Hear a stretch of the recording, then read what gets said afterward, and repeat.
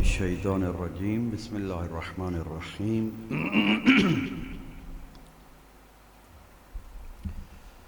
الحمد للہ رب العالمین بار الخلائق اجمعین باعث الانبیاء والمرسلین الصلاة والسلام علی البشیر النذیر السراج المنیر حبیب قلوبنا و طبیب نفوسنا وشفیع ذنوبنا حبیب الہ العالمین بالقاسم محمد اللہ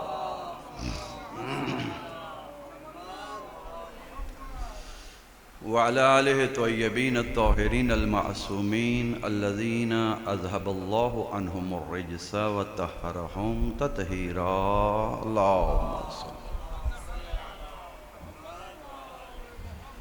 لا سیما حجت ابن الحسن العسکری روحی و ارواح العالمین لتراو بمقدمہ الشریف الفدا ولعنت اللہ علی اعدائهم وغاصب حقوقهم ومنکر فضائلهم اجمعین من العان الى قیام یوم الدین وبعد یوم الدین اما بعد قال اللہ تبارک وتعالی فی کلامہ المجید وفرقانہ الحمید قولہ الحق وهو اصدق القائلین بسم اللہ الرحمن الرحیم ان اللہ یأمر بالعدل والاحسان وایتاء ذی القربى وینہی عن الفحشاء والمنکر والبغی یعظکم لعلکم تذکرون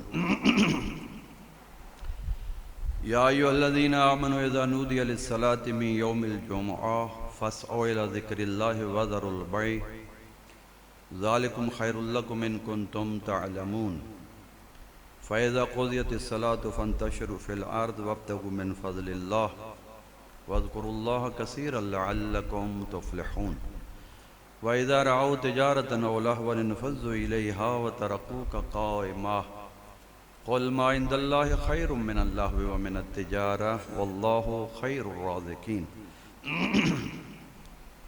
قُلْ يَا عِبَادِيَ الَّذِينَ أَسْرَفُوا عَلَىٰ أَنفُسِهِمْ لَا تَقْنَطُوا مِن رَحْمَةِ اللَّهِ ان اللہ یغفر الذنوب جميعا انہ هو الغفور الرحیم الذی یقبل اليسیر ویعفو عن الکثیر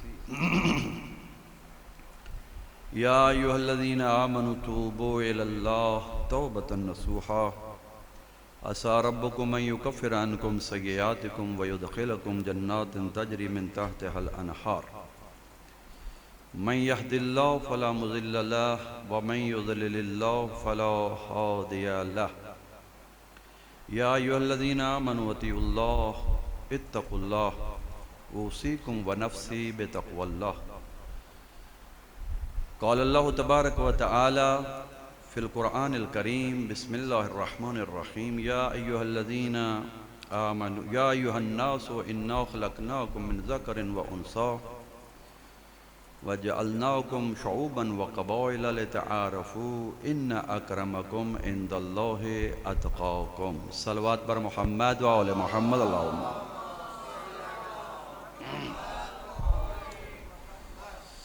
روز جمعہ ہے اور اس روز جمعہ میں درود پڑھنا صلوات پر محمد و آل محمد پڑھنا بہت بڑی عبادت ہے بلند آواز سے صلوات اللہ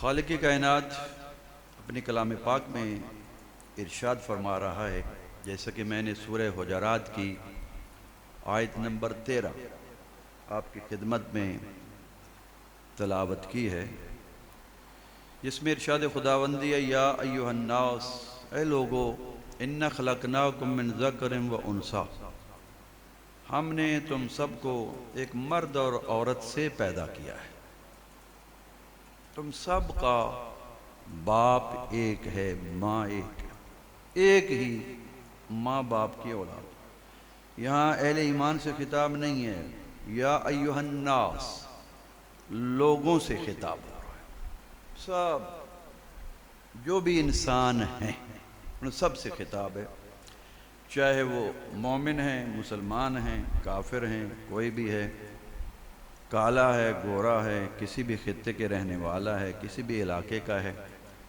اور کسی بھی شکل و صورت کا ہے سب سے خدا فرما رہا ہے یا ایھا الناس، اے انسانوں، اے لوگو، اے اولاد آدم یا انسان کی صنف رکھنے والو، ان خلقناکم من ذکر و انثی، ہم نے تمہیں ایک مرد اور عورت سے پیدا کیا، ایک ہی کی اولاد.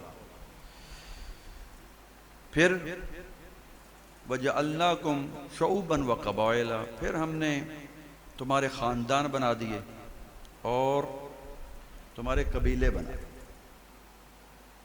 کس لیے بنائے؟ لِتَعَارَفُوا، تاکہ تم پہچانے جا سکو، تمہاری معرفت ہو ایک ہی. آدم سے حوا اور آدم سے پیدا ہوئے ہو، ان سے اولاد چلی ہے. پہلے قابیل اور حابیل تھے، قابیل نے حابیل کو قتل کر دیا، پھر قابیل بھاگا اور کہیں کا کہیں چلا گیا. پھر ایک بیٹا پیدا ہوا ہیبت اللہ، تو وہاں سے آگے اولاد آدم کا سلسلہ چلا، اور حضرت آدم جو ہے وہ کئی 100 سال تک زندہ رہے، اور تاریخ یہ کہتی ہے کہ 40,000 اولاد کو دیکھ کر اس دنیا سے گئے.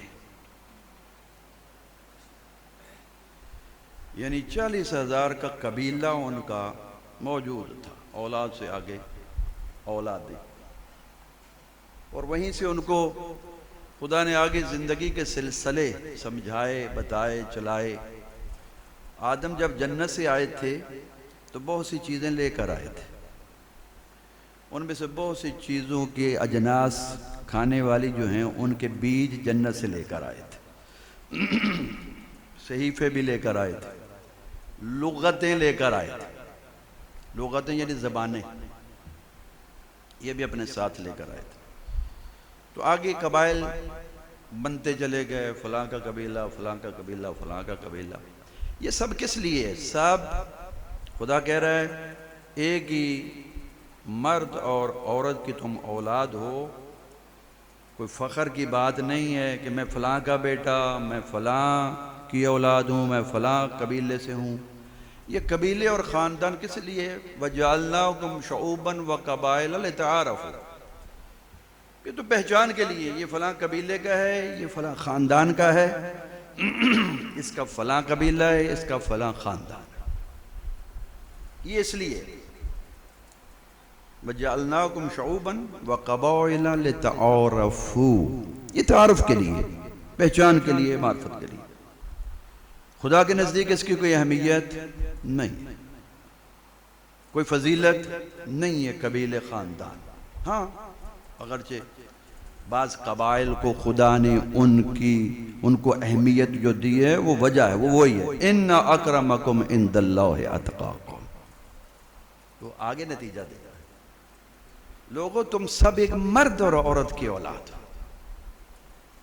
ایک ہی ماں باپ سے پیدا ہو. یہ مت سمجھنا کہ اس قبیلے کا ماں باپ کوئی اور ہے، اس قبیلے کا ماں باپ کوئی اور ہے. نہ، آدم اور حوا ان کو میں نے پیدا کیا اور انہی سے تم سب چلو، انہی کی اولاد، انہی سے پیدا ہوا. خاندان اور قبیلے کوئی فضیلت نہیں ہے. کوئی کہے میرا باپ یہ ہے، نہیں، تم سب کا باپ آدم ہے. کوئی کہے میری ماں وہ ہے، نہیں، تم سب کی ماں حوا ہے. میں نہیں کہہ رہا، خدا کہہ رہا ہے یا ایھا الناس ان خلقناکم من ذکر و انثی، مرد اور عورت، ایک ہی مرد اور عورت سے پیدا کیا. وَجَعَلْنَاكُمْ شُعُوبًا وَقَبَائِلَ لِتَعَارَفُوا إِنَّ أَكْرَمَكُمْ عِنْدَ اللَّهِ أَتْقَاكُمْ. خدا کے نزدیک صاحب کرامت، صاحب عزت، صاحب فضیلت، صاحب مقام اور مرتبہ، کس کا مقام زیادہ ہے، کس کا مرتبہ زیادہ ہے، کس کی فضیلت زیادہ ہے اور کس کی اہمیت ہے خدا کے نزدیک؟ قبیلوں سے نہیں، خاندانوں سے نہیں، بلکہ کس سے ہے؟ ان اکرمکم عند اللہ اتقاکم. خدا کے نزدیک سب سے عزت اور کرامت والا وہی ہے جو سب سے زیادہ متقی اور پرہیزگار ہے.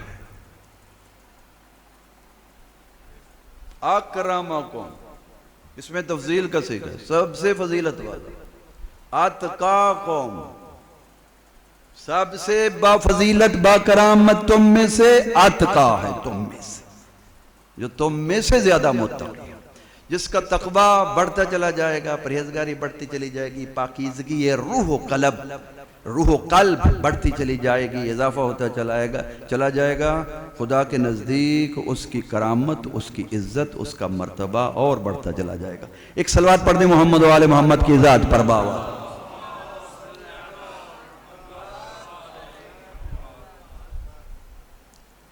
اب ہم نے دیکھنا یہ ہے کہ وہ تقوی ہے کیا؟ ان اکرمکم عند اللہ اتقاکم، کہ تم میں سے زیادہ کرامت والا، زیادہ عزت والا، زیادہ فضیلت اور مرتبے والا وہی ہے جس کا تقوی زیادہ ہے۔ تقوی کیا ہے؟ اس سے مراد کیا چیز ہے؟ خدا کیا کہنا چاہ رہا ہے یہاں پہ؟ کہ تم میں صاحب کرامت سب سے زیادہ وہی ہے جو سب سے زیادہ تقوی والا ہے۔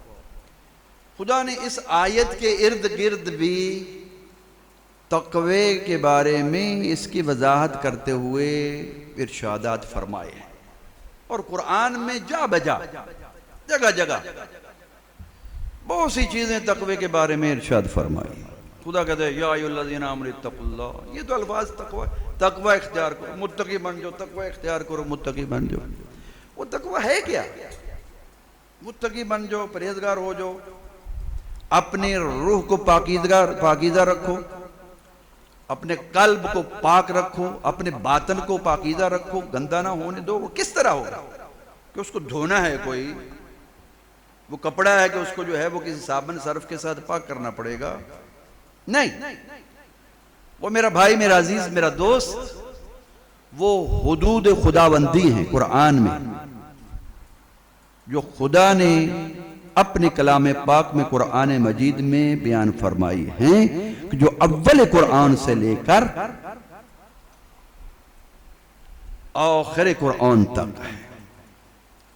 الحمدللہ سے، الحمد کے الف لام سے لے کر یا بسم اللہ سے لے کر والناس کی سین تک وہ حدود ہیں کہ جن حدود کے بارے میں خدا نے فرمایا ہے یہ وہ چیزیں ہیں جن کو آپ نے بجا لانا ہے، جن پر عمل کرنا ہے، اور ان کے عمل کرنے کے بغیر گزارا نہیں ہے۔ اور یہ وہ حدود ہیں، یہ وہ چیزیں ہیں کہ جن کو آپ نے نہیں کرنا، ان سے رکنا ہے، ان سے باز رہنا ہے، اور یہ وہ چیزیں ہیں جو نہ کرنے والی ہیں۔ یہ وہ حدود ہے۔ خدا فرماتا ہے مَن يَتَعَدَّ حُدُودَ اللَّهِ، جو بھی اللہ کی حدود سے تجاوز کر جائے گا وہ میرا نہیں ہے، وہ مومن نہیں ہے، وہ اسلام میں داخل ہی نہیں ہے۔ اسلام میں وہی داخل ہو سکتا ہے جو اللہ کی حدود کا پابند ہے،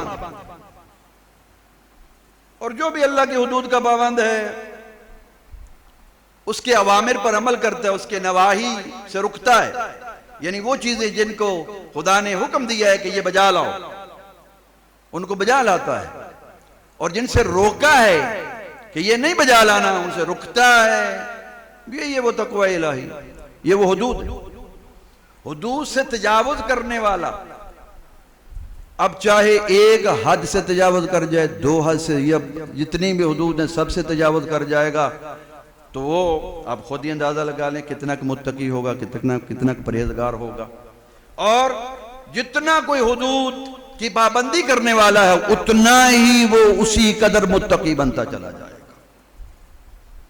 وہ حدود ہیں کیا؟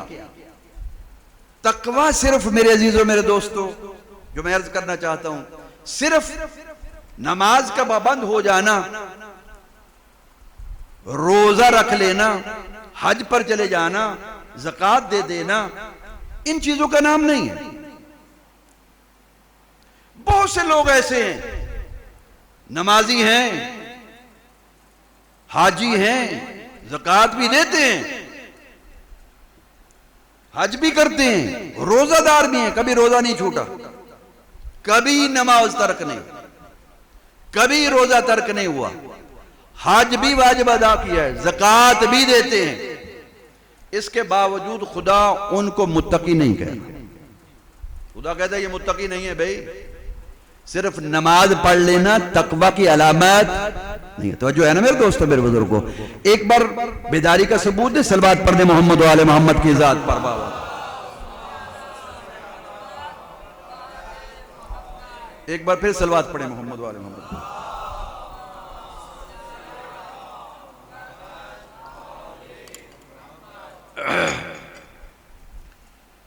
تقوی صرف اس چیز کا نام نہیں ہے، یہ متقی نہیں، نماز پڑھتا ہے، روزہ دار ہے، حاجی ہے، زکوٰۃ دیتا ہے، حتیٰ کہ جہاد میں بھی جاتا ہے۔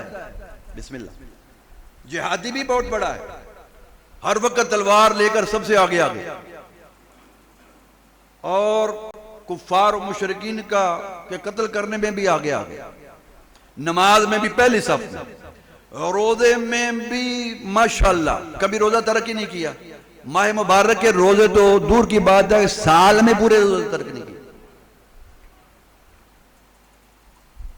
قائماً باللیل صائماً بالنہار، رات بھر نمازوں میں مشغول اور دن میں روزہ دار، پورا سال روزہ رکھتا ہے۔ لیکن اس کی مثالیں بہت سی موجود ہیں، باوجود اس کے نمازی ہے، باوجود اس کے حاجی ہے، باوجود اس کے زکوٰۃ دیتا ہے، باوجود اس کے کہ وہ جہاد میں بھی آگے آگے ہے، محراب کی نشانات پیشانی پہ موجود ہیں، اس کے باوجود خدا کی نظر میں، پیغمبر اسلام کی نظر میں، امیر المومنین کی نظر میں یہ متقی نہیں ہے۔ ان کا تقوی نظر نہیں آتا۔ کیوں؟ کیا جنگ صفین آپ کے سامنے نہیں ہے؟ خوارج آپ کے سامنے نہیں ہے؟ کتنے بڑے نمازی تھے، کتنے بڑے حاجی تھے، کتنے بڑے زکوٰۃ دینے والے تھے، کتنے بڑے قرآن کے قاری تھے، حافظ تھے، لیکن اس کے باوجود وہاں پر آ کر جب آزمائش ہوئی ہے، امتحان ہوئی ہے، تو پھر یہی حاجی، نمازی، جہادی سب سے آگے تھے۔ کس بات میں؟ یہ بات کہنے میں، یا علی انت اشرکت انت، تو نے شرک کر دیا، تو کافر ہو گیا، نعوذ باللہ من ذالک، تو مشرک ہو گیا۔ یہ تو بہت بڑی بات ہے، یہاں تو بہت بڑی بات ہے نا، میں نے مثال دے دی بھئی۔ اس کے علاوہ بھی ہم جو بحث کرنا، میں جو بحث کرنا چاہتا ہوں، وہ ہم اپنی بحث کرنا چاہتے ہیں۔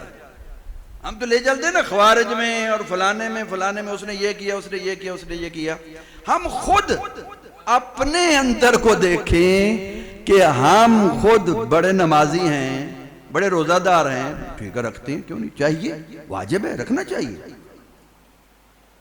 اور کوشش کرتے ہیں زکوٰۃ دینے کی، کوشش کرتے ہیں نماز پڑھنے کی، کبھی نماز ترک نہ ہو، کبھی روزہ ترک نہ ہو، کبھی جو ہے وہ زکوٰۃ جو واجب ہے وہ دینی چاہیے، اور حج اگر واجب ہے تو حج کو بجا لانا چاہیے۔ اس کے باوجود سب سے بڑا حاجی ہے، نمازی بھی ہے، روزہ دار بھی ہے، لیکن وہ باقی اوصاف جن کے بارے میں خدا فرما رہا ہے، یہ اوصاف رذیلہ ہیں، اخلاق رذیلہ ہیں، ان سے بچنا ضروری ہے، ان کی پرواہ تک نہیں ہے۔ وہ کون ہے؟ مثال کے طور پر جھوٹ ہے، کبھی جھوٹ بولنے میں پرواہ ہی نہیں کی اس نے کہ اس کے کیا نقصانات ہیں اور کیا خامیاں ہیں، اور اس کے کیا نقصانات اور کون کون سی عذاب ہیں اس چیز کے،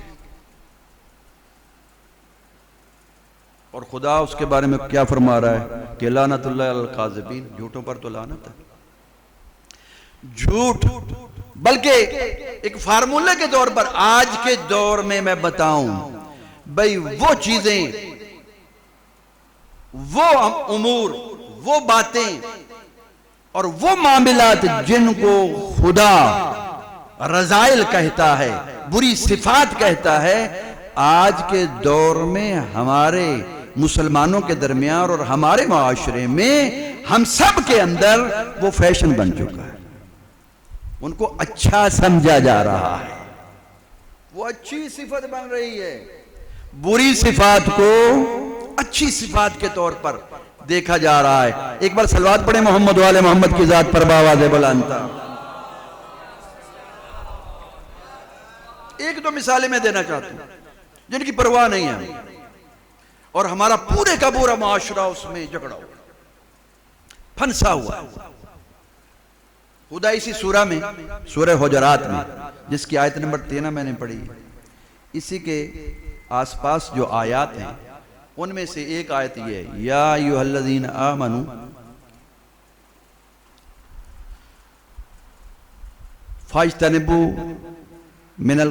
فاجتنبوا کبائر من الاسم،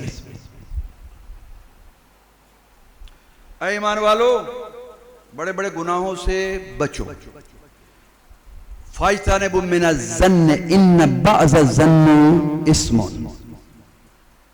ایمان والو گمان کرنے سے بھی اجتناب کرو، بعض گمان کسی کے بارے میں کرنا بھی گناہ ہے۔ بھی توجہ چاہو، گمان، اب سوچیں گے ذرا، اے ایمان والو گمان کرنا، اس گمان سے مراد یعنی برا گمان ہے۔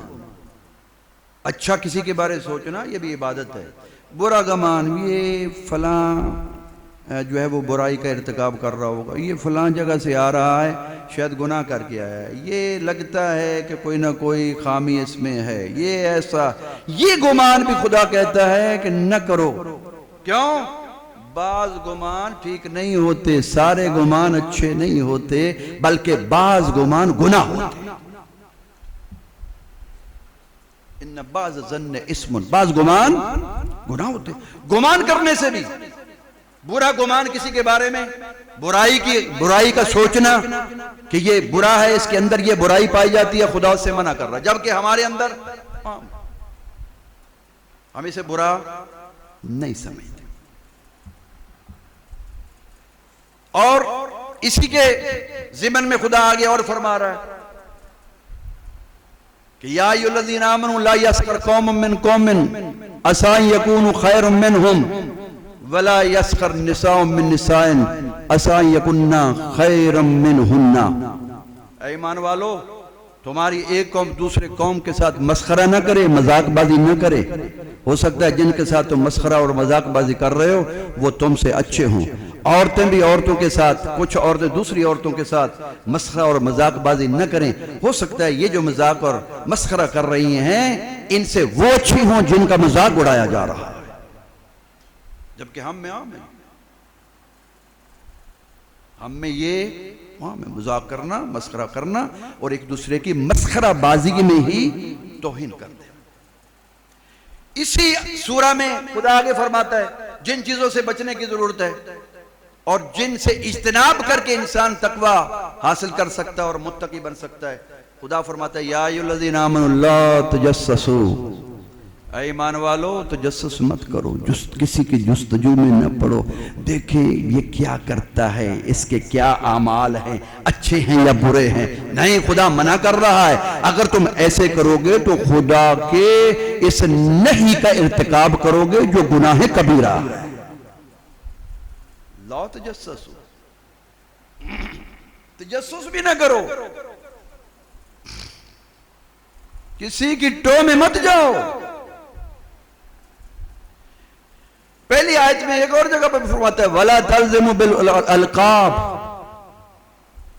برے القاب کے ساتھ بھی مت پکارو، برے نام دینا ایک دوسرے کو نہ، نام پکارنا ہے اس کا وہ نام رکھو جو اس کے باپ نے رکھا ہے، اس نام کے ساتھ اس کو پکارو، نہ کہ کسی غلط نام کے ساتھ، ایسا نام کہ جو اس کو برا لگے اس کے ساتھ مت پکارو۔ وَلَا تَجَسَّسُوا وَلَا يَغْتَبْ بَعْضُكُمْ، جن برائیوں میں سے ایک برائی اہم ترین جس میں ہم سب مرد عورتیں جو ہیں وہ پھنسے ہوئے ہیں اور اس جال میں پھنس چکے ہیں، ایسا ہے کہ اسے نکلنا بڑا مشکل ہے اور جس کو ہم گناہ ہی نہیں سمجھتے،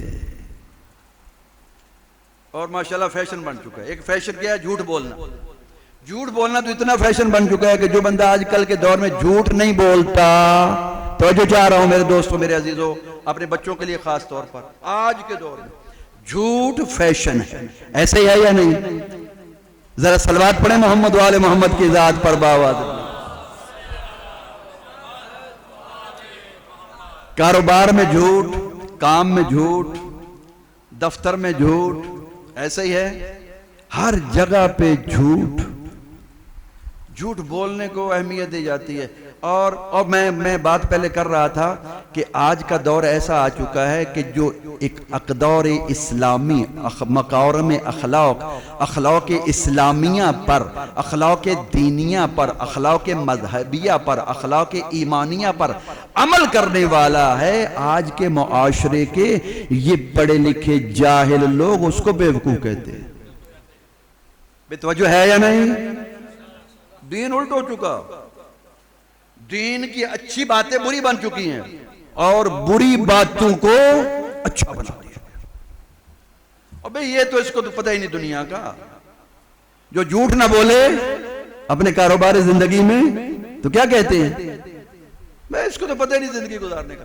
جھوٹ کیا کہا جاتا ہے؟ جھوٹ بولنے کے بغیر گزارا ہی نہیں ہے۔ ارے بے نہیں، جھوٹ بولنے کے بغیر گزارا نہیں ہے، یہ بات نہیں ہے، بلکہ تو جھوٹ بول کر اپنی بھی بربادی کر رہا ہے، اپنی پوری نسل کی بربادی کرتا جا رہا ہے، اپنی بھی بربادی کر رہا ہے، اپنے دین کو بھی برباد کر رہا ہے، ایمان کو بھی برباد کر رہا ہے، اسلام کو بھی برباد کر رہا ہے، معاشرے کو بھی برباد کر رہا ہے، پورے خاندان کو بھی برباد کر رہا ہے۔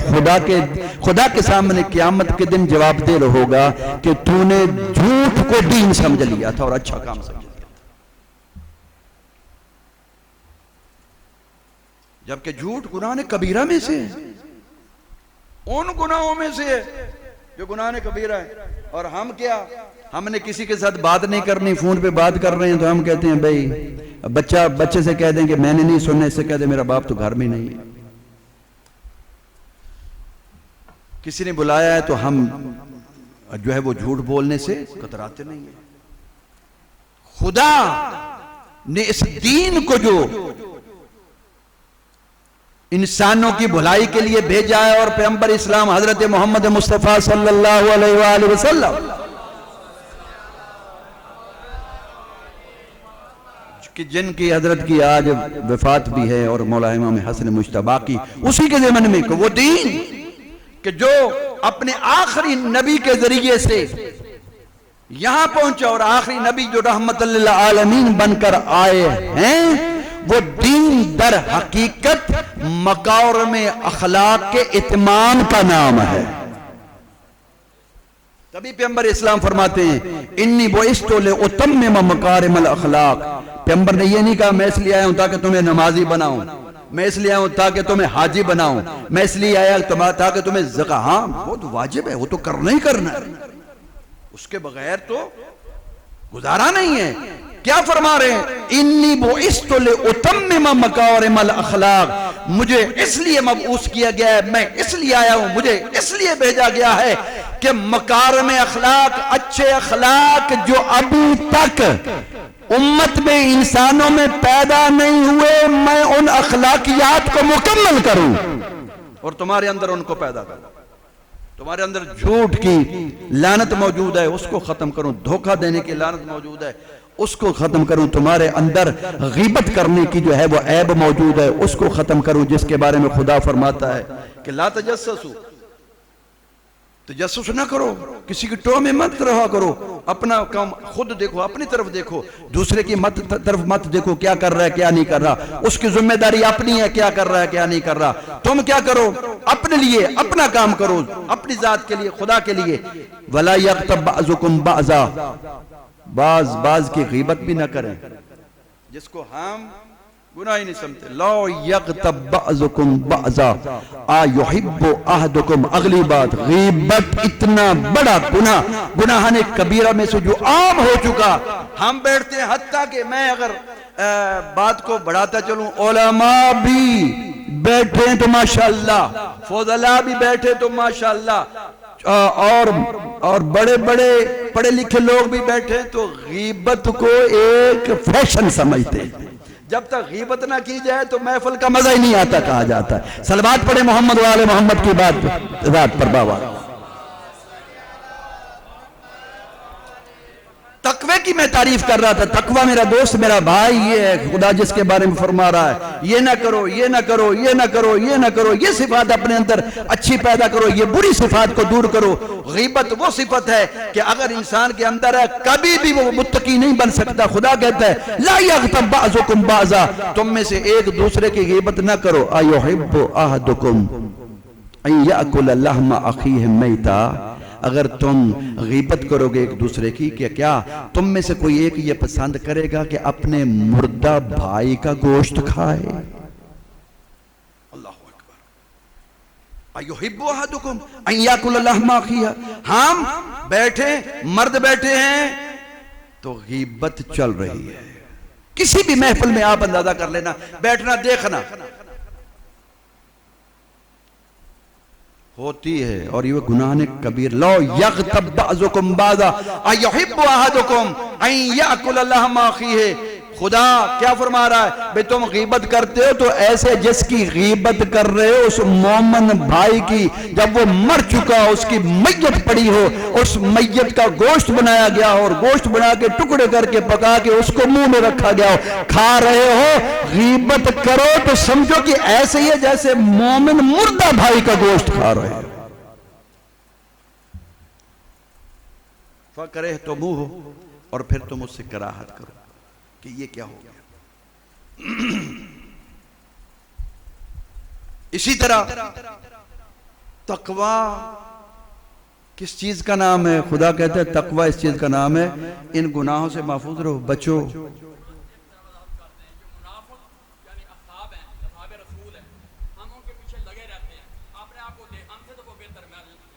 صلوات پڑھے محمد والے محمد کی ذات پر بآواز بلند. میں وضاحت کرتا ہوں، میں بات کرتا ہوں. اور کیا چیزیں ہیں کہ جو ہمارے اندر تقوی پیدا کر سکتی ہیں؟ خدا ایک اور سورہ میں ارشاد فرماتا ہے. اس سورہ میں بہت سی چیزیں، اگر موقع میرا تو پھر عرض کروں گا. ایک اور سورہ میں خدا ارشاد فرماتا ہے بسم اللہ الرحمن الرحیم ویل لکل ہمزۃ لمزۃ الذی جمع مالا وعددہ. ہلاکت ہے، ویل ہلاکت، بربادی، تباہی. کیا مطلب؟ ختم ہو گیا. چلتا پھرتا انسان نظر آئے گا، یہ گندی صفات اگر اس کے اندر موجود ہیں سمجھو یہ چلتی پھرتی لاش، یہ چلتی پھرتی لاش ہے، ورنہ اس کے اندر کوئی نہیں. کیوں؟ جس کی روح مردہ ہو، جس کا قلب مردہ ہو، جس کا اندر مردہ ہو، جس کا باطن مردہ ہو، ظاہر اگرچہ زندہ ہے وہ مردہ ہی ہوتا ہے، وہ مردہ ہوتا ہے، زندہ نہیں ہوتا. ویلن ہلاکت ہے، ویل ہے، تباہی ہے، بربادی ہے. کس کے لیے؟ ویل لکل ہمزہ لمزہ. ہمزہ کے لیے بھی لمزہ. ہمزہ کون ہے اور لمزہ کون ہے؟ ہمزہ کہتے ہیں چغل خور کو. ایک غیبت آ گئی گناہ، اگر ہے تو تقوی نہیں ہے میرا بھائی میرا دوست. جھوٹ اندر ہے تو تقوی نہیں ہے. امام المتقین کا پیروکار بننا ہے تو تقوی کی ضرورت ہے. کوشش کرنی پڑے گی کہ اپنے اندر تقوی دور، جھوٹ سے دور ہونا پڑے گا، بلکہ جھوٹ کو دور کرنا پڑے گا، غیبت سے دور ہونا پڑے گا، برے گمان کرنے سے دور ہونا پڑے گا، جستجو دوسروں کی جستجو میں رہنے سے دور ہونا پڑے گا. اور کیا؟ اس ہلاکت سے بھی دور ہونا پڑے گا. ہمزہ و لمزہ، چغل خور اور تانا باز. خدا کہتے ہیں ویل لکل ہمزۃ لمزہ. ہلاکت ہے ہر چغل خور کے لیے اور ہر تانا زن کے لیے، جو بھی ایک دوسرے کی چغلی کرتا ہے اور دوسرے کو تانا دیتا ہے. میرا بھائی، میرا عزیز، میرے بچے، دوست، میں توجہ دلانا چاہتا ہوں یہاں پر یہ وہ دو چیزیں ہیں کہ جو ہمارے معاشرے میں عام ہیں. ہم چغلی سے بھی باز نہیں رہتے اور کر جاتے ہیں، اور تانا زنی سے بھی باز نہیں رہتے. یہ وہ گناہ ہیں. خدا کہتے ہیں ہلاکت ہے. وہ کون سی ہلاکت ہے؟ بندہ ظاہراً چلتا پھرتا ہے، سوٹڈ بوٹڈ ہے، بڑے اچھے کپڑے پہن رہا ہے، صحت بھی اچھی ہے، سب کچھ اچھا ہے، لیکن ہے مریض. کہاں سے مریض ہے؟ اندر کا مریض ہے، باطن کا مریض ہے. ظاہر ٹھیک، باطن اگر مریض ہے تو کوئی فائدہ نہیں. میرا دوست وہ ہے متقی جس کا ظاہر اگرچہ بیمار ہو لیکن باطن قوی ہے، روح طاقتور ہے، روح میں قوت موجود ہے. وہ کس طرح صفات رذیلہ سے محفوظ ہو کر اگر وہ انسان اپنے اندر تقوی پیدا کیے بیٹھا ہے اور اپنے روح کو مضبوط کیے بیٹھا ہے تو یہ ظاہراً اگرچہ بیمار ہے، مریض ہے، اس مریض کو مریض نہ سمجھو. کیوں؟ اس کا دل جوان ہے، اس کا دل قوی ہے، اس کا دل پاک ہے، اس کا دل صاف ہے، اس کے اندر پرہیزگاری ہے، اس کے اندر جو ہے تقوی موجود ہے. اور خدا کو یہ پسند ہے ہے جس کا اندر صحت مند ہے، وہ پسند نہیں ہے جس کا ظاہر تو صحت مند ہے لیکن باطن میں مرض موجود ہے۔ ایک پھر صلوات پڑھ دیں محمد و آل محمد کی ذات پر۔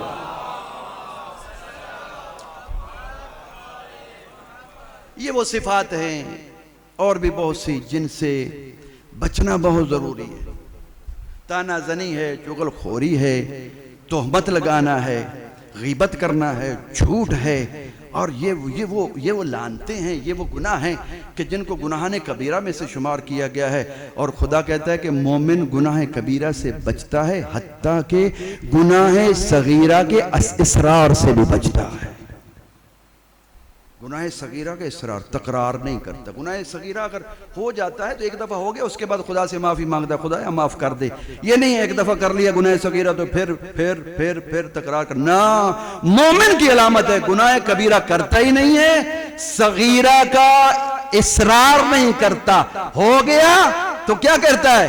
اس آیت پر عمل کرتا ہے جس میں خدا فرماتا ہے یا ایھا الذین آمنوا توبوا الی اللہ توبۃ نصوحا، اے ایمان والو، اے صاحبان ایمان، اللہ کے دروازے کی طرف آ جاؤ، توبو، توبہ کرو، توبو نصوحا، توبہ نصوحا کرو، توبو الی اللہ توبۃ نصوحا، توبہ نصوحا کرو۔ کیوں؟ گناہ کر لیا، پریشان نہ ہو، شرمندگی ہے تو خدا کے دربار میں بندوں کی شرمندگی سے بہتر ہے خدا کے دربار میں آ کے شرمندہ ہو جانا۔ کیوں؟ خدا شرمسار شرمندہ بندے کو جتنا پسند کرتا ہے اور محبت کرتا ہے، اکڑنے والے کو اتنا پسند نہیں کرتا۔ خدا شرمسار کو جتنا محبت کرتا ہے اور پسند کرتا ہے، بڑے بڑے حاجیوں کو پسند نہیں کرتا، بڑے بڑے نمازیوں کو نہیں پسند کرتا، بلکہ اس کو زیادہ پسند کرتا ہے۔ گناہ کیا، سرزد ہو گیا، سرزد ہونے کے بعد شرمسار ہے، شرمساری کے ساتھ ساتھ شرمندگی کے آنسو آنکھوں سے بہاتا ہوا اس کے دربار میں آ جاتا ہے۔ وہ کہتا ہے توبو الی اللہ توبۃ نصوحا عسیٰ ربکم ان یکفر عنکم سیئاتکم، قریب ہے کہ خدا تمہارا رب تمہارے گناہوں کو معاف کر دے۔ کیوں؟ هو الذی یقبل الیسیر ویعفو عن کثیر، وہ ہے جو چھوٹی چھوٹی نیکیوں کو قبول کرتا ہے، بڑے بڑے گناہوں کو معاف کر دیتا ہے۔ یہ نہ سمجھنا میرا تو یہ چھوٹی سی نیکی ہے، میں کیا اللہ کے دربار میں کیا ہوگا۔ خدا اہمیت ہی اسی کو دیتا ہے جو چھوٹی نیکی ہے اور تو نے دل کے ساتھ انجام دی ہے۔ یہ نہ سمجھنا میں نے تو بڑا گناہ کیا شاید خدا معاف نہیں کرے گا۔ بھئی خدا نعوذ باللہ من ذالک کوئی بندہ تھوڑا ہے جو اگڑا بیٹھا ہے، بھئی جا بھی آج تو نے غلطی کی ہے تو معاف نہیں کرنا، جا اپنا کام کر۔ ہم تو ایسے کرتے ہیں نا، کسی نے غلطی کر دی اور میں نہیں بھی چل بھئی نکل، تو کس کام کا؟ وہ خدا کہتا ہے نہیں، تو غلطی کر، ایک دفعہ دو دفعہ کر کے آ صحیح میرے دربار میں آ جا، بڑا بھی گناہ ہوگا تو رحمت کو میری رحمت کو اپنے دل میں سما کر اپنے دماغ میں رکھ کے آ جائے گا تو میں تیری توبہ کو قبول کر لوں گا۔ صلوات پڑھ دیں محمد و آل محمد کی ذات پر۔ میری دعا ہے خداوند قدوس ہمیں حقیقی معنوں میں امام المتقین امیر المومنین علی ابن ابی طالب کا شیعہ بننے کی توفیق عطا فرمائے اور اپنے اندر تقوی حقیقی کو پیدا کرنے کی توفیق عطا فرمائے۔ وَمَا عَلَيْنَا إِلَّا الْبَلَاغُ بسم اللہ الرحمن الرحیم إِنَّا أَعْطَيْنَاكَ الْكَوْثَرَ فَصَلِّ لِرَبِّكَ وَانْحَرْ إِنَّ شَانِئَكَ هُوَ الْأَبْتَرُ۔ اللہ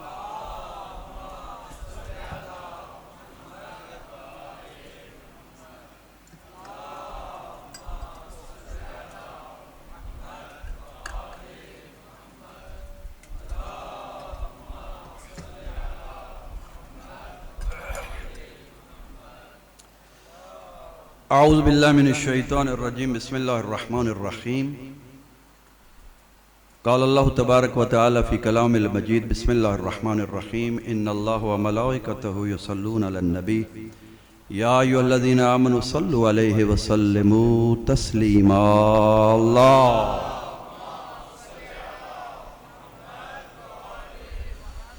الحمد للہ والصلاة علی اہلہا واللعنۃ الدائمۃ علی اہلہا وصلی اللہ علی محمد حبیب خدا خاتم الانبیاء محمد مصطفیٰ صلی اللہ علیہ وآلہ وسلم۔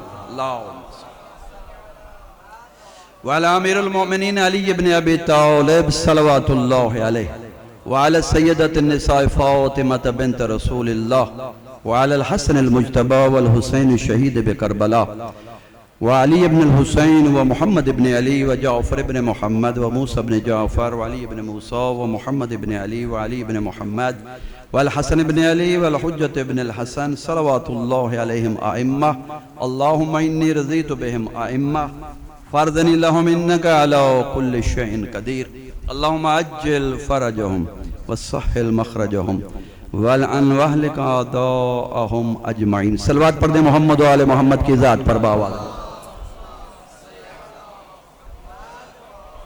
یا ایھا الذین آمنوا اتقوا اللہ اوصیکم ونفسی بتقوی اللہ. خداوند قدوس ہم سب کو اپنے نفوس کے اندر پاکیزگی، پرہیزگاری اور پاک دامنی پیدا کرنے کی توفیق عطا فرمائے. حقیقی معنوں میں مومن اور حقیقی معنوں میں شیعہ امیر المومنین اور شیعہ اولاد علی بن ابی طالب بننے کی توفیق عطا فرمائے. آج کے دن کی مناسبت سے دو چار باتیں آپ کی خدمت میں عرض کرنا چاہتا ہوں. ایک صلوات باواز بلند تر اللہ.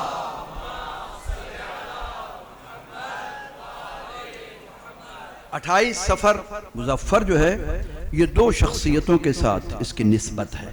پیغمبر اسلام حضرت محمد مصطفیٰ صلی اللہ علیہ وآلہ وسلم کی رحلت آج کے دن اور امام حسن مجتبی علیہ السلام کی شہادت کا دن. یہ دونوں شخصیات وہ قابل ذکر شخصیات ہیں کہ جن کا تذکرہ چند منٹوں میں، چند لمحوں میں، چند ساعتوں میں، چند دنوں میں نہیں ہو سکتا، بلکہ اس کے لیے لمبی تفصیل اور لمبا وقت چاہیے. لیکن مختصراً تبرکاً آپ کی خدمت میں عرض کرتا چلوں. پیغمبر اسلام وہ ہستی ہے جس کو خدا نے رحمت للعالمین بنا کر بھیجا. وہ ہستی جزیرہ عرب میں جو تشریف لے کر آئے ہیں، وہ جزیرہ عرب کا ایک چھوٹا سا خاکہ پیش کرنا چاہتا ہوں. جہاں حضرت کا قدم مبارک آیا وہ جزیرہ آپ کے آنے سے پہلے اس کی حالت کیا تھی. حضور جب تشریف لائے ہیں اور خاص طور پر جب آپ نے اعلان رسالت کیا تو اس سے پہلے جزیرہ عرب کا منظر کیا تھا. جزیرہ عرب حجاز جسے کہا جاتا ہے اس کی شکل و صورت کچھ اس طرح تھی. وہاں کے لوگ اپنی بیٹیوں کو زندہ درگور کر دیا کرتے تھے. یہ پہلا ایک نمونہ ہے. بیٹیوں کو زندہ درگور، ایسا کہ بیٹی کو پیدا ہوتے ہی بیٹی کو اپنے لیے اذیت، تہمت اور اپنے لیے باعث مصیبت. اور خدا قرآن میں خود فرماتا ہے تم وہ لوگ تھے کہ جب تمہارے ہاں بیٹیاں ہوتی تھی تو تمہارے چہرے یہ سن کر کے بیٹی ہوئی ہے سیاہ ہو جاتے تھے. بیٹی کو برا سمجھا. لیکن رحمت للعالمین شخصیت، رحمت للعالمین نبی جب تشریف لائے ہیں، ان کا قدم مبارک بنا آیا ہے اس جزیرہ عرب پر پورے دنیا کے خطے کے لیے. وہ جو رحمت للعالمین بن کر آئے تھے، وہ لوگ جو اپنی بیٹیوں کو اپنے لیے زحمت سمجھ رہے تھے، انہوں نے بیٹیوں کو رحمت بنا دیا. انہوں نے رحمت بنا دیا. کیا صورتحال تھی؟ وقت نہیں ہے. امیر المومنین نہج البلاغہ میں جزیرہ عرب کا جو ہے وہ نقشہ کھینچتے ہوئے فرماتے ہیں تم بیٹیوں کو قتل کرتے تھے، زندہ درگور کر دیا کرتے تھے، تم گندے جوہروں سے، تالابوں سے پانی پیا کرتے تھے، تم نجاست خور تھے، حرام خور لوگ تھے، تمہیں حرام و حلال کی تمیز نہیں تھی، تمہیں نجاست اور پاکی کی تمیز نہیں تھی، تمہارے ہاں زنا عام تھا، بدکاری عام تھی، تمہارے اس چیز کو فخر سمجھا جاتا تھا. اتنا ہی کافی ہے جزیرہ عرب کے لیے. تمہارے ہاں اس کام کو فخر سمجھا جاتا تھا. ایک مرد دوسرے مرد سے بیٹھ کر فخر کرتا تھا. وہی آج کا دور یہی ہے. آج بھی دین سے بے بہرہ لوگ جو بدکاریوں میں مصروف ہیں اور مشغول ہیں، وہ بھی بیٹھے بیٹھے ایک دوسرے کے سامنے فخر کرتے ہیں، میں نے اتنے زنا کیے ہیں، میں نے اتنی بدکاریوں کی ہیں اور میں نے اتنے گناہ کیے ہیں. تو جو ہے میرے دوستوں، میرے بزرگوں، یہ وہی جزیرہ عرب کے بدکار عربوں کا کارنامہ. جو ہے تھا کہ وہ ایک دوسرے کے سامنے اپنی تعریفیں کی کرتے تھے. بدکار تھے, زناکار تھے, نجاستوں کا تمہیں پتہ نہیں تھا طہارت کیا ہے اور نجاست کیا ہے, حلال اور حرام کی تمہیں تمیز نہیں تھی. بیٹیوں کو زندہ درگور کیا کرتے تھے, اور خدا نے اپنے رحمت کا سایہ اس جزیرے پر کیا, تم پر کیا, کہ تمہارے درمیان محمد مصطفیٰ صلی اللہ علیہ وآلہ وسلم کو بھیج دیا, جس نے تمہارے درمیان حلال و حرام کی تمیز دی, نجس اور پاکیزگی کی تمیز دی, اور تمہیں تمہاری بیٹیوں کو تمہارے درمیان اس نے عزت عطا کی, خاندانوں کو عزت دی, اور تم بدکاریوں میں مشغول تھے. تمہیں پاک و پاکیزہ کیا, تمہارے دلوں کو پاک و پاکیزہ کیا, اور تمہیں اس اسلام کے دائرہ میں داخل کر دیا جس میں سلامتی ہی سلامتی ہے, جس میں صرف سلامتی ہی سلامتی ہے. اس اسلام میں آ گئے. اگر اللہ کے حبیب محمد مصطفیٰ نہ آئے ہوتے تو تم انہی بدکاریوں میں رہتے, اور خدا کا عذاب تم پر ایسے نازل ہوتا کہ تمہاری نسلیں تباہ ہو جاتی. یہ وہ خاتم المرسلین کی عظمت ہے, یہ ان کا ہدف ہے. اور آگے ان کا نواسا حسن مجتبی, یہ ایک نہیں, دو نہیں, تین نہیں, یہ 14 کے 14. پیغمبر اسلام کے بعد امیر المومنین, اور ان کے بعد سید کونین, اور ان کے بعد حسن مجتبی.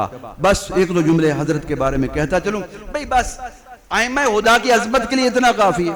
پیغمبر اسلام نے فرمایا انی تارک فیکم الثقلین, میں تم میں گراں قدر چیزیں چھوڑے جا رہا ہوں. برابر 2 ثقل ہیں, قرآن اور اہل بیت, قرآن اور معصومین. یہ وہ ہیں جن کا برابری کا مسئلہ ہے, تمہارے درمیان چھوڑے جا رہے. یہ کیسے ہیں؟ اتنی بات کہتا چلو. قرآن وہ ہے جس کے بارے میں علماء فرماتے ہیں یفسر بعضہ بعضا, قرآن کا بعض کی تفسیر کرتا ہے. ایسا یہ نہ سنا ہوا ہے آپ نے تو, جو ہے نا کہ قرآن کا بعض کی تفسیر کرتا ہے, یعنی قرآن کی ایک آیت دوسری آیت کی.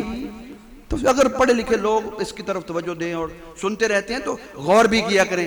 ایک آیت دوسری آیت کا, مفسرین کے مباحثے اور ان کے جو ہے تفسیروں کو اگر دیکھیں تو بعض علماء نے تو تفسیریں لکھی ہیں ایسے ہیں. کچھ تو موضوعاتی تفسیریں ہیں اور کچھ تفسیریں ایسی ہیں, خاص طور پر جو ہے وہ جیسے علامہ طباطبائی کی تفسیر ہے, محمد صلی طباطبائی کی, اور ان کے شاگرد بزرگوار ہمارے استاد بزرگوار ایت اللہ جوادی عاملی جو اس وقت بھی موجود ہیں عہدہ علمیہ قم میں, ان کی تفسیریں جو ہیں وہ یہی ہے یفسر بعض بعضا. ایک آیت جو پہلے گزر چکی ہے, بعد والی ایک آیت اس آیت کی تفسیر فرماتی ہے, وضاحت کر رہی ہوتی ہے, تفسیر کر رہی ہوتی ہے, بتا رہی ہوتی ہے اس آیت کا مطلب کیا ہے. تو جس طرح یفسر بعضہ بعضا, قرآن کا بعض کی تفسیر کرتا ہے, تو قرآن ہے ایک ثقل, توجہ چاہتا ہوں, قرآن ہے ایک ثقل, اور دوسرا ثقل کون ہے؟ اطرت اہل بیت. جس طرح قرآن کی ایک آیت دوسری آیت کی تفسیر کرتی ہے, آل محمد بھی قرآن کی آیت کی طرح ہیں. وہ قرآن سامت کی آیتیں ہیں, یہ قرآن ناطق کی آیتیں ہیں. جس طرح قرآن سامت کی ایک آیت دوسری آیت کی تفسیر کرتا ہے, قرآن ناطق کی 14 آیتوں میں سے ایک آیت دوسری کی تفسیر کرتی ہوئی نظر آتی ہے.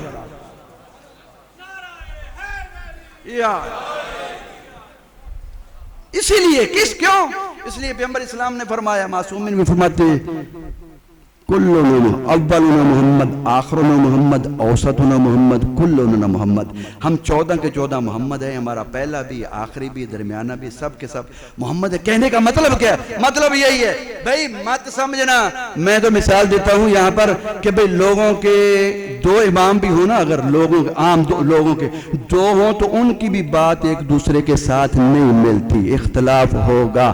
ارے جب 2 امام لوگوں کے آپس میں اتفاق نہیں کر سکتے تو 4 کیا اتفاق کریں گے؟ توجہ چاہتا ہوں, 4 کیا اتفاق کریں گے؟ لیکن آؤ, ہمارے 2 نہیں, 4 نہیں, 6 نہیں, 8 نہیں, 10 نہیں, 12 نہیں, 14 معصومین ہیں. جو پہلا کہہ رہا ہے وہ 14واں کہہ رہا ہے, جو 14واں کہہ رہا ہے وہ درمیانہ کہہ رہا ہے, جو پہلا کہتا ہے وہی سب کہتے ہیں, جو سب کہتے ہیں وہی کل کے کل کہتے ہوئے نظر آتے ہیں. ایک دوسرے کی تفسیر کر رہا ہے, ایک دوسرے کی وضاحت کر رہا ہے. ایک دوسرے کی بات کی تائید کرتا ہوا نظر، کبھی بھی ایک معصوم کی بات دوسرے معصوم کے خلاف نظر نہیں آئے. اور میرے مولا حسن مجتبیٰ کہ جن کے بارے میں صلوات پڑھ دے مولا کی ذات پر باواز بلند تر. میں صرف اتنا بتانا چاہتا ہوں میرے مولا حسن مجتبیٰ مجبور کیوں ہوئے اس انسان کے ساتھ جس کا میں نام نہیں لینا چاہتا، معاہدہ کرنے پر، عہد و پیمان کرنے پر. ایک عہد ہوا ہے، ٹھیک ہے، جس طرح صلح حدیبیہ نام دیا گیا، عہد حدیبیہ نام دیا گیا، اس طرح کا یہ ایک عہد ہے. کیوں مجبور ہوئے؟ مختصر عرض کرتا چلوں، دھوکہ شیعوں نے نہیں دیا، دھوکہ حقیقی پیروکاروں نے نہیں دیا. شیعہ دھوکہ دینے والے نہیں تھے. حسن مجتبیٰ کے وہ شیعہ نہیں تھے جنہوں نے دھوکہ دیا. اور دھوکہ کیا تھا؟ 21 رمضان المبارک کی رات کو میرے مولا امیر المومنین دفن ہوئے، شہادت ہوئی ہے اور دفن ہو گئے. صبح کو 21 کا دن تھا اور میرے مولا آئے ہیں مسجد کوفہ میں، آ کر خطبہ دیا. جیسے خطبہ دیا میرے مولا نے لوگوں کی بے وفائی کا ذکر کیا. تم لوگوں نے میرے باپ کے ساتھ بے وفائی کی، اور کہا بھئی اب میں اپنے باپ کا وصی ہوں، میری بیعت کرو. لوگ بیٹھے ہیں ایسے آنکھیں پھاڑ پھاڑ کے حسن مجتبیٰ کو دیکھ رہے ہیں. کوئی نہیں اٹھ رہا بیعت کے لیے، کوئی نہیں اٹھ رہا. ہزاروں کا مجمع بیٹھا ہے، کوئی نہیں اٹھ رہا. اس وقت عبداللہ بن عباس اٹھ کر کہتے ہیں حیف ہے تم لوگوں پر، حیف ہے تم لوگوں پر. تمہیں پتہ ہے یہ کون ہے؟ تمہیں پتہ ہے یہ کون ہے؟ ابن نبیکم، یہ تمہارے نبی کا بیٹا ہے. وصی و امامکم، یہ تمہارے امام علی ابن ابی طالب کا وصی ہے.